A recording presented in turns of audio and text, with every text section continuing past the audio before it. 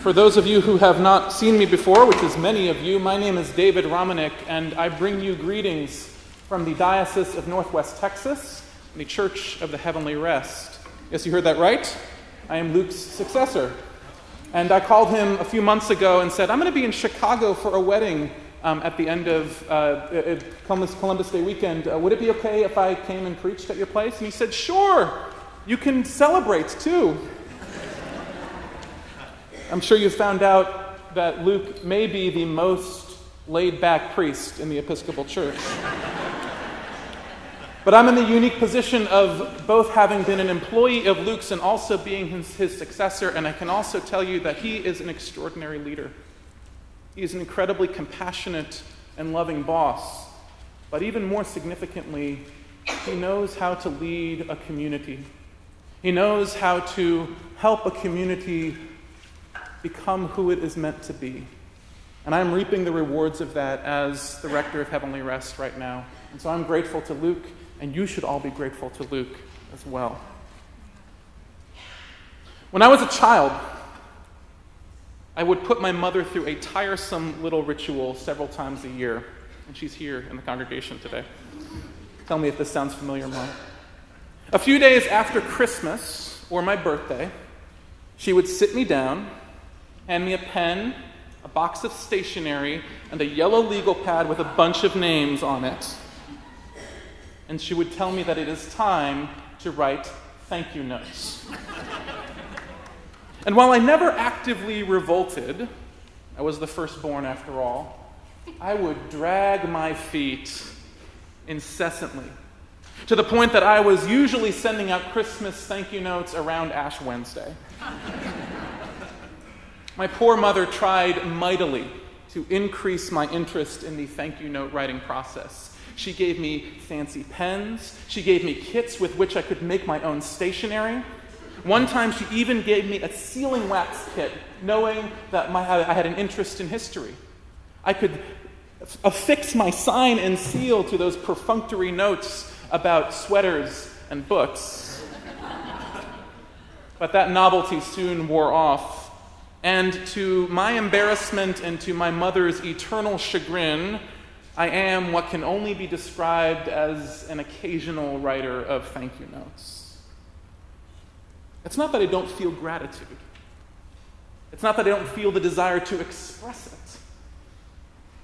Rather, I think what I always struggled with when it came to thank you notes is the fact that it's usually framed as if you're fulfilling some abstract rule.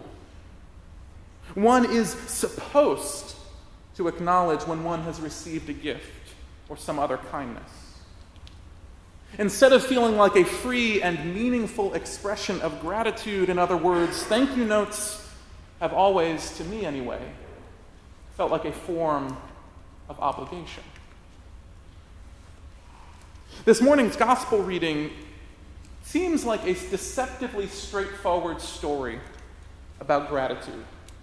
A story in which Jesus is frustrated that people don't write thank you notes.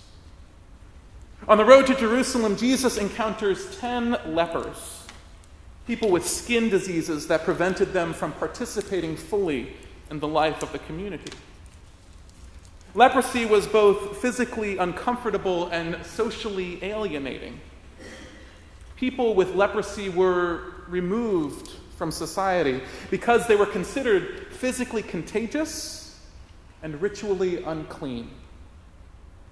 As long as they had leprosy, they were forced to exist at the margins of society.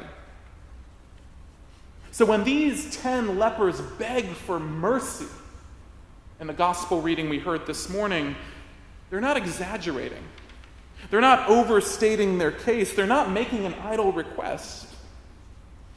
They are asking to get their lives back.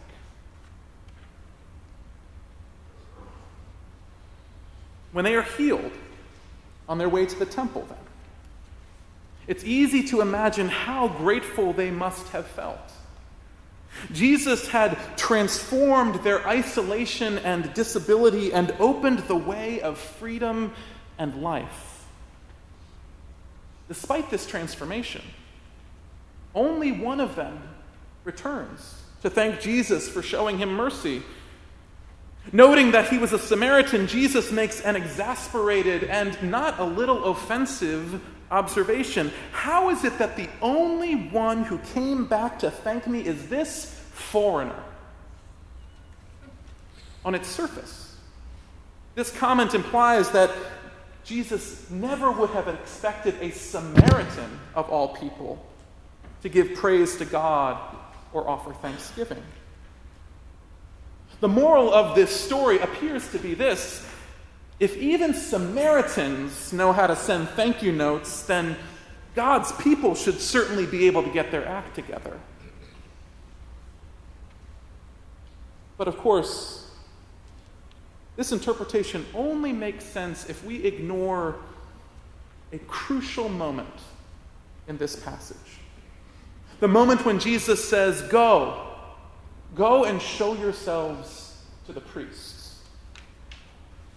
This might seem like an insignificant detail.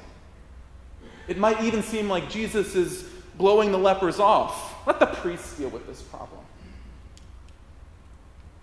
But what is actually happening is that Jesus is instructing these lepers to follow the laws about leprosy mentioned in Leviticus. According to the Torah, those who were cleansed of leprosy were required to show themselves to the priests at the temple so that a religious authority could confirm that their skin disease had been healed and that they were no longer ritually unclean. Showing themselves to the priests allowed these people who had been cleansed from leprosy to re-enter the community. Moreover, and this is significant, that was all that was required. Leviticus does not stipulate that someone who has been cleansed of leprosy must go back and thank the person who healed them. By showing themselves to the priests, the 10 lepers fulfilled their obligations under the law. They did everything they had to do to be brought back into the fold and to be considered part of God's people once again. But of course, that's not entirely accurate, right? Only 9 of the 10 who were healed went off to show themselves to the priests.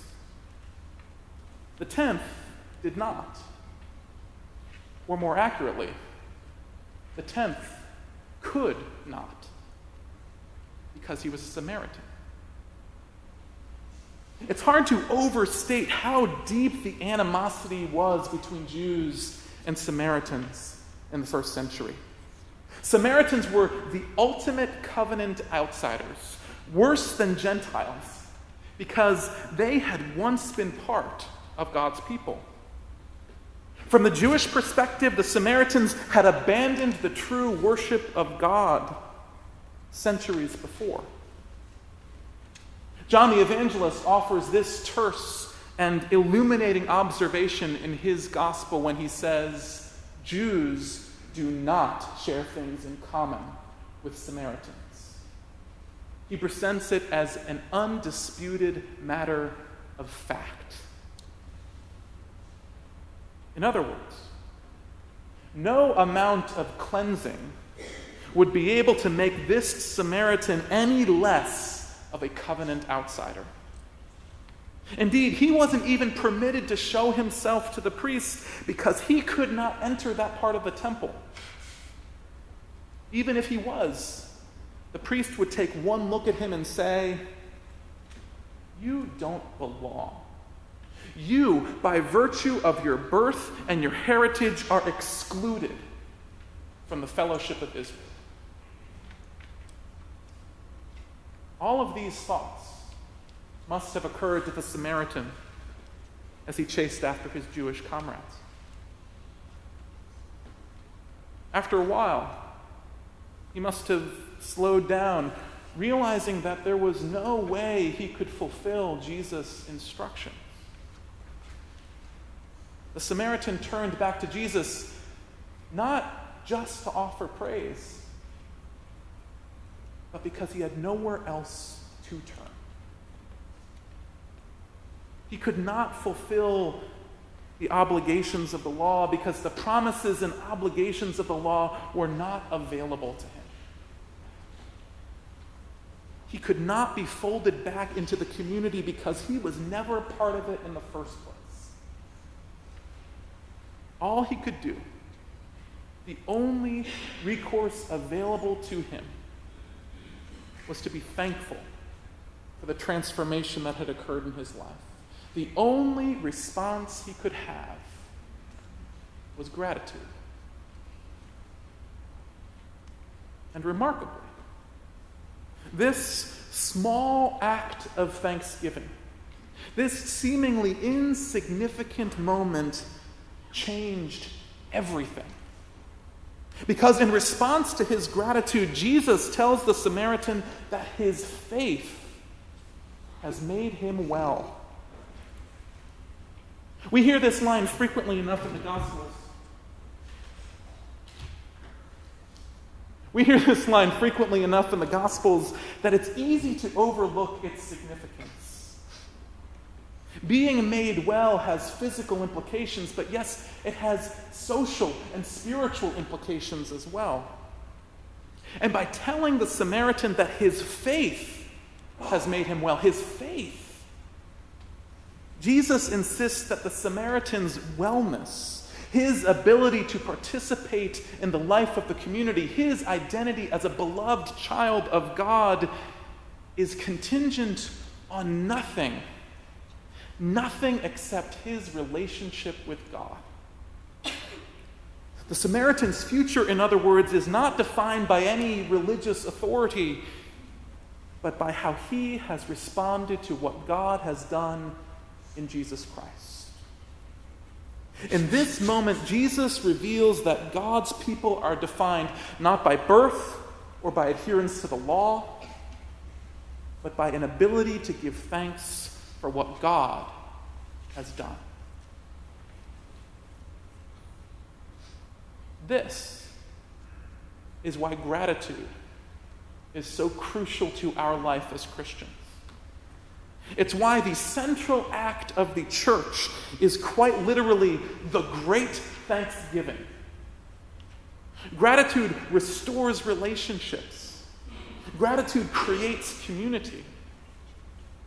Moreover, and especially important in the world that we live in today, moreover, gratitude helps us shift our perspective on the world. When we give thanks for what God has done in redeeming us through Jesus Christ, it is a whole lot harder to feel isolated. And it is a whole lot harder to give in to despair. To my mind, there is no better summary of what gratitude ought to look like than the Eucharistic prayer. It is right and a good and joyful thing always and everywhere to give thanks to you, Father Almighty, creator of heaven and earth. Yes, it's right. Yes, it's an obligation. But more than that, it's good. And it's not only good, it's joyful, always and everywhere, at all times and in all places, to give thanks to God. This is, by the way, and I know it's obvious for the guest preacher to mention stewardship, but this is why we give our money to the church. It's not out of obligation. It's not because we're supposed to. It's because giving our money to the church gives us the opportunity to see how our act of thanksgiving, our acknowledgement of what God has done, can knit this community together. In the end, gratitude is not an obligation. Gratitude is an opportunity to reframe our lives in terms of what God has done and is doing in Jesus Christ.